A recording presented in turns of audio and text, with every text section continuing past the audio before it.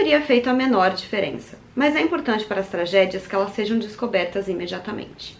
Oi gente, tudo bem? Eu sou a Ana Lu e eu li Não Fossem as Sílabas do Sábado, da Mariana Salomão Carrara. Eu disse recentemente no meu vídeo da tag do 50% que eu raramente estou esperando por algum lançamento. Isso é porque eu realmente não me ligo nos livros que estão pra sair, eu me importo mais com os que já saíram e toda regra tem a sua exceção, não é mesmo? E essa exceção foi Não Fossem as Sílabas do Sábado, que felizmente foi um livro pelo qual eu tive que esperar muito pouco. No ano passado eu li É Sempre a Hora da Nossa Morte, Amém, o livro anterior da Mariana, e quem já me seguia nessa época aqui no canal sabe o tanto que eu obcequei com esse livro. Enquanto eu tava lendo eu só falava sobre ele, e ele acabou se tornando o meu favorito do ano de 2021. E logicamente, né, eu tava muito animada pra qualquer outra coisa, pra qualquer outra obra literária que a Mariana fosse nos trazer. E, felizmente, muito rápido, assim, eu descobri que já tinha um livro novo no forno. E eu fiquei muito animada desde então, comecei a esperar por esse livro. E ele saiu, acho que agora no mês de junho, né, acho que o lançamento dele em São Paulo foi no dia 14 de junho. Não teve um lançamento aqui no Rio e eu não teria como comparecer, então eu pedi pra Bárbara do B de Barbárie comprar o meu exemplar. Então ela foi e ele veio autografado, ela me mandou pelo correio e tão logo ele chegou, eu terminei o livro que eu tava lendo e comecei. Então eu também consigo encaixar ele na categoria compra um livro e leia, no meu desafio de 12 livros, né, pra esse ano. E, enfim, mais uma Mariana Salomão Carrara, mais uma porrada, e hoje a gente vai conversar então um pouco sobre essa história. Bom, e Não Fossem as Sílabas do Sábado, a gente tem a história da Ana e um pouco da história da Madalena. Elas se conheceram no IML, na primeira página desse livro, para reconhecer os corpos de ambos os maridos. O marido da Madalena cometeu suicídio, se jogou do prédio. E o marido da Ana estava passando embaixo bem na hora e foi atingido. Então elas se conhecem oficialmente, elas são vizinhas, né? Elas moram no mesmo prédio, mas elas vão se conhecer oficialmente ali, nesse momento tão trágico. E toda a história é narrada pela Ana, o que me deixa com muita curiosidade de conferir a versão da Madalena dos fatos. Mari, fica aí a dica, vai que você quer fazer um livro com a versão da Madalena. Brincadeiras à parte, tudo que a gente vai ter aqui é o que se passa na mente da Ana. E a gente vai ter, obviamente, uma grande história de melancolia e luto. E eu gosto muito do poder que a Mariana tem de falar de melancolia de um jeito bonito e direto ao mesmo tempo. Eu não diria que a literatura da Mariana é poética. Ela não tem um formato poético e nem mesmo uma cadência poética. Mas ela consegue fazer da crueza uma grande poesia, e acho que é isso que eu mais admiro na sua literatura. E obviamente esse vai ser um livro muito potente sobre luto em seus diversos tempos, porque aqui a gente vai ter capítulos intercalados entre os momentos e dias que se seguem ao dia da morte do André e do Miguel, mas enfim, como é a Ana que tá narrando, tudo fica mais focado na questão do marido dela. E em outros capítulos a gente tem acesso ao que vai acontecendo no futuro. Então, no dia em que essa tragédia aconteceu, a Ana ia contar pro marido dela que ela estava grávida. E a gente vai acompanhar, então, essa criança crescendo e se desenvolvendo. A gente vai conhecer a Catarina em diversas idades e, através do que a Ana conta, tentar entender a falta que esse pai faz na vida dela e que esse marido faz na vida da Ana, sim, em diversas fases da sua vida, porque essa é uma falta que nada apaga. Por mais que o luto fique mais suave em alguns momentos, ele ainda existe e a falta do André vai ser sentida em muitas fases da vida da Ana. Ela nunca pôde conhecer esse pai, tampouco a Catarina, e na verdade ela acaba sentindo mais dor do que a Catarina, porque a Catarina perdeu alguém que ela nunca conheceu. Ela nunca criou um envolvimento, um amor por esse pai vivo. E isso também é uma dor que pega muito na Ana, porque ela nunca conheceu esse pai, que poderia ter sido um pai incrível ou não, mas que ela definitivamente gostaria de ter conhecido. Mas enfim, já tô divagando. Preciso falar mais sobre como a Mariana narra esse luto com maestria, e ela já vinha dando provas disso nos seus outros livros. Eu acredito que em Fadas e Copos no Canto da Casa e em Se Deus Me Chamar Não Vou, é um luto um pouco mais metafórico, porque fala de um luto da infância, né? A gente tem duas personagens que vivem essa quebra da infância pra vida jovem de maneiras muito diferentes, mas enfim, eu acho que é essa vibe do luto que a Mari traz nesses livros. Já em É Sempre a Hora da Nossa Morte, Amém e As Sílabas do Sábado, ela fala do luto literal, mas de duas maneiras muito diferentes. Enquanto em É Sempre a Hora da Nossa Morte, Amém, a gente tem pedaços picados de lutos diferentes, porque a gente tem uma personagem sem memória que perde a filha cada dia de um jeito e cada dia vive esse luto de um jeito. Aqui a gente mergulha num estado de luto muito específico, que é esse que a Ana vive. E o que eu mais gosto é que a Mariana, ela sempre cria personagens extremamente humanos. Porque assim, tem muitas coisas que a gente pensa ou que a gente fala na hora da confusão mental e na hora da raiva que não são bonitinhas e muitas vezes por isso não são colocadas num livro de maneira tão nua e crua como a Mariana faz. A Mariana não tem medo de chocar, mas ela também não choca por chocar. Ela faz isso na medida certa. E aqui a gente vai ter momentos assim. A gente vai ter a Ana com muita raiva da Madalena, porque a Madalena não foi capaz de fazer o marido dela feliz, fazendo com que ele cometesse suicídio e caísse em cima do marido dela. A gente sabe que isso é uma crueldade. A gente sabe que ninguém é responsável pela felicidade do outro nesse nível e que muito provavelmente a Madalena não poderia ter feito nada pra impedir que esse marido cometesse suicídio. Mas a gente entende perfeitamente que a Ana tem todo o direito de sentir essa raiva, essa angústia e colocar isso pra fora. E é isso que eu mais gosto, eu acho, na literatura da Mariana. Ela não romantiza os seus personagens, eles são humanos.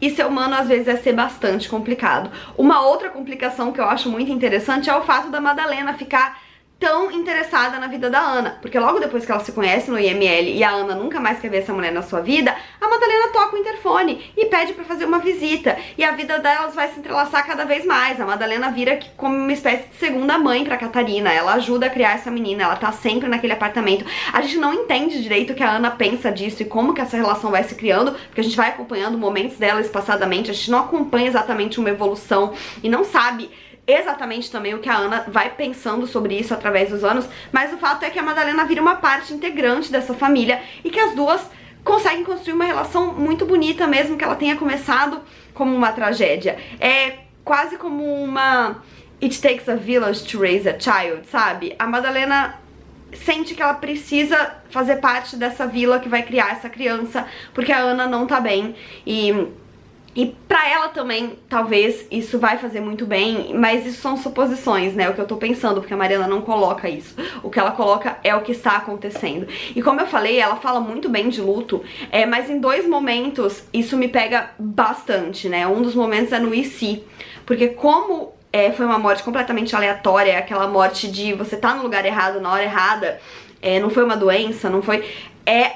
um acidente completamente absurdo, né? Um cara se jogou de um prédio e caiu na cabeça do outro que tava saindo da portaria. A Ana vive muito essa angústia do meu Deus, e se ele tivesse saído 2 segundos mais tarde? E se ele tivesse conversado um pouco mais com o porteiro? E se ele tivesse feito um xixi antes de sair? E se eu não tivesse ligado pra ele nesse momento? Porque além de tudo, ele tava saindo pra atender um chamado da Ana de ir encontrá-la numa loja pra buscar um quadro muito pesado. Então ela fica muito tempo remoendo essa angústia. E isso é uma coisa que pega demais pra mim. Eu me emocionei muito nessa parte, vivi a angústia dela. E outro momento é aquele em que ela fica pensando no quão injusto e impossível, na verdade, que o mundo simplesmente continue enquanto o André morreu. E ela pensa nisso de diversas maneiras.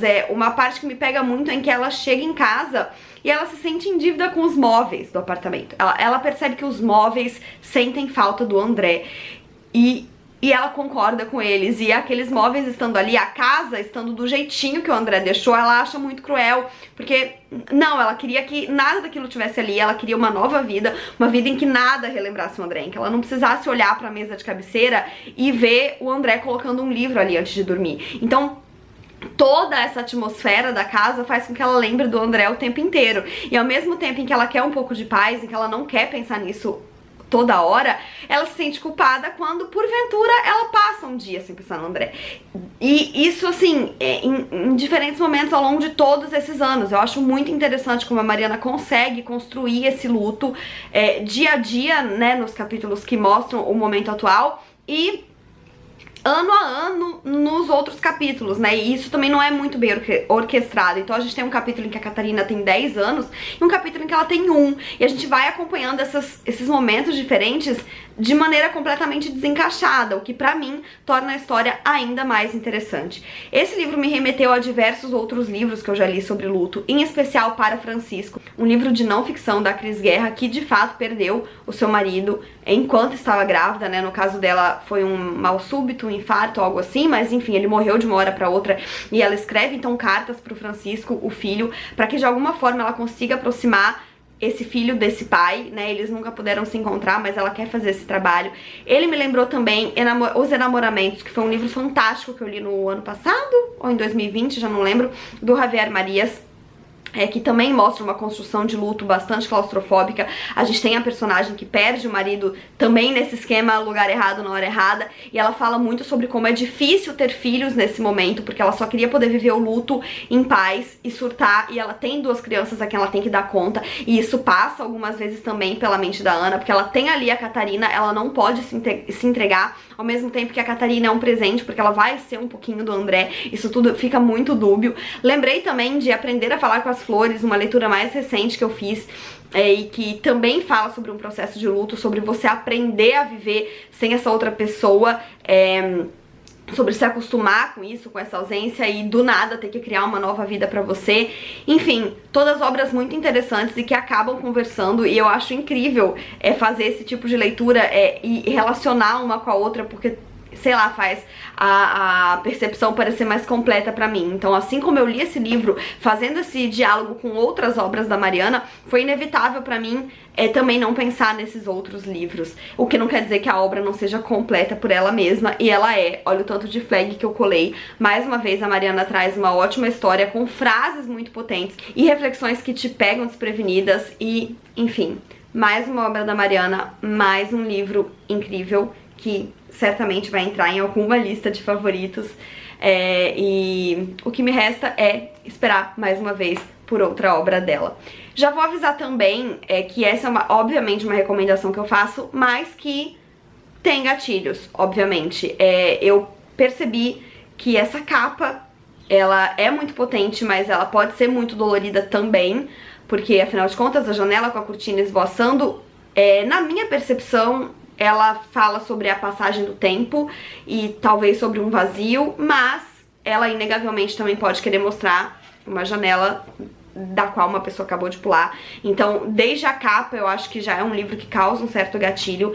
Então, eu recomendo ir com calma e analisar bem o seu estado de espírito antes de começar essa leitura, porque ela pode ser bem mais dolorida do que deveria. E, enfim, se for te fazer mal, não leia, obviamente. Mas se você se interessa pelo livro e acha que pode ser uma leitura interessante e não vai te fazer tão mal assim, é uma obra que eu recomendo demais. Então é isso, gente, eu espero que vocês tenham gostado desse vídeo, mesmo que ele tenha sido um pouco caótico, mas eu acho que faz parte, às vezes as experiências ficam assim. Não se esqueçam de se inscrever no canal se ainda não forem inscritos, deixarem um joinha se curtiram, porque isso ajuda muito o canal a crescer. Um beijo e até a próxima. Tchau!